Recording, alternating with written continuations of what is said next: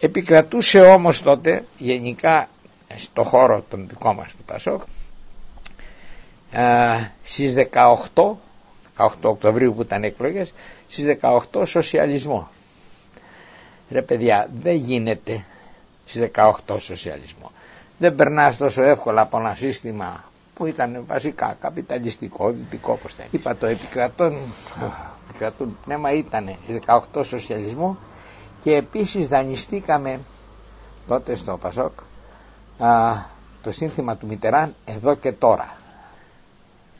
Άρχισε όλο αυτό που είπα, εφορία, και δώσε εδώ, δώσε εκεί, δώσε εκεί.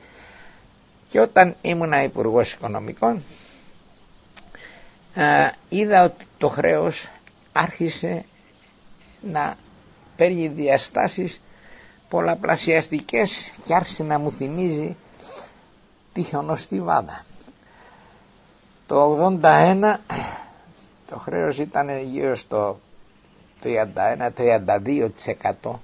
του ΑΕΠ, αλλά το είδα ότι με όλα αυτά που γινόντουσαν, απρόσκοπτος εξέλιξη στις δημόσιες υπηρεσίες, ενιαίο μισθολόγιο στις τράπεζες, εγώ τότε ανησυχούσα σε ποιον.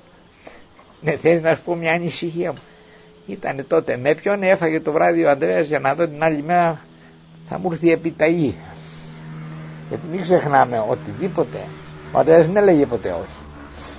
Λοιπόν, όταν είμαστε οι δυο μας, ήταν αρκετές φορές που με φώναζε και το έγαμε μαζί μεσημέρι και αυτά, του έλεγα, αλλά την άλλη μέρα είτε λεγόταν Δροσογιάννης και έλεγε αυτό, να δώσουμε πλασματικά χρόνια στις νοσοκόμες του στρατού, είτε ο Στέλιος αυτός στην Εθνική ότι να αυξήσουν τα επιτόκια στα έντοκα γραμμάτια του δημοσίου, γιατί θα βγει η Εθνική κόκκινη, η Εθνική Τράπεζα ενώ και τα λοιπά.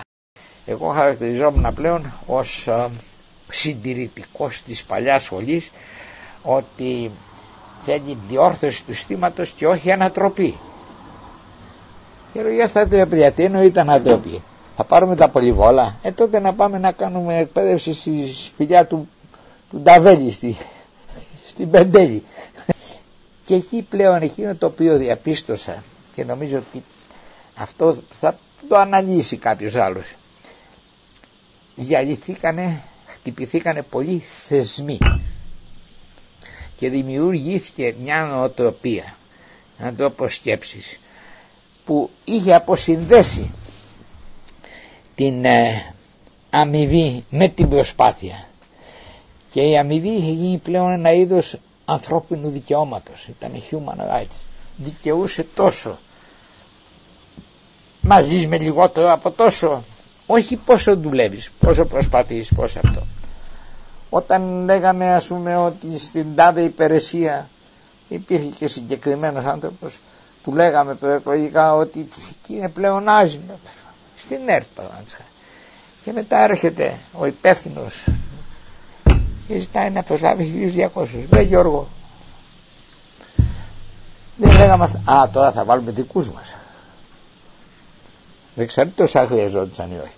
Και αφού λοιπόν γινόταν αυτή η νοοτροπία που είπα, που το νέξους που υπάρχει σε όλες τις κοινωνίες μεταξύ προσπάθειας και αμοιβής είχε σπάσει πια αυτό και είχε περάσει σαν ανθρώπινο δικαίωμα, σαν human rights, ότι εγώ θέλω αυτό το μισθό, δεν ζεις με λιγότερα από αυτά κτλ.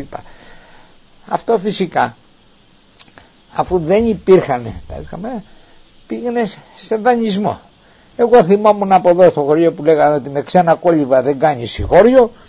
Λοιπόν, και εμείς κάναμε μνημόσυνα και συγχώρια με ξένα κόλληβα. Κάτω από αυτές τις συνθήκες είπα δεν μπορώ να προσφέρω. Τα είπα, τα ξανάπα, και μην διαβάσω, εγώ τα έλεγα όταν ήμουνα μέσα, όχι όταν βγήκα έξω. Δεν έχω κάνει δηλώσεις εγώ ποτέ μετά την παρέτηση μου. Κοίταξε, στα οικονομικά το πρόβλημα είναι ότι πρέπει να κρατάς 3 πορτοκάλια στον αέρα, όχι 2, και επομένως όταν φεύγει το ένα να έχει το μάτι και στο άλλο. Αυτή τη στιγμή εγώ πιστεύω ότι η Ελλάδα βρίσκεται σε ένα τέλμα. Το ένα πόδι είναι χρέος, έλλειμμα. Το άλλο πόδι είναι ύφεση, ανεργία. Όταν σηκώνεις το ένα πόδι, αναστάνεις, βουλιάζει το άλλο. Και μετά σηκώνεις το και βουλιάζει το άλλο. Μέχρι να βρεθεί κάποια σχετικά στέρεη βάση να ανεβεί λίγα πιο πάνω. Αλλά το να λες ότι τούτο είναι το πρόβλημα, μόνο χρέος και αυτό, ή μόνο ύφεση, ανεργία, είναι λάθος. Γι' αυτό είπα και τα 3 πορτοκάλια στον αέρα τα πέτας. Επομένως εγώ βλέπω ότι αυτή η δεκαετία θα μείνει η Ελλάδα σε αυτό το τέλμα. Τώρα αν πατάει και είναι λίγο και πιο στέρεο το έδαφος και λίγο περισσότερο και τα λοιπά, τόσο το καλύτερο. Έχουμε σταματήσει σαν κοινωνία, σαν οικονομία να παράγουμε.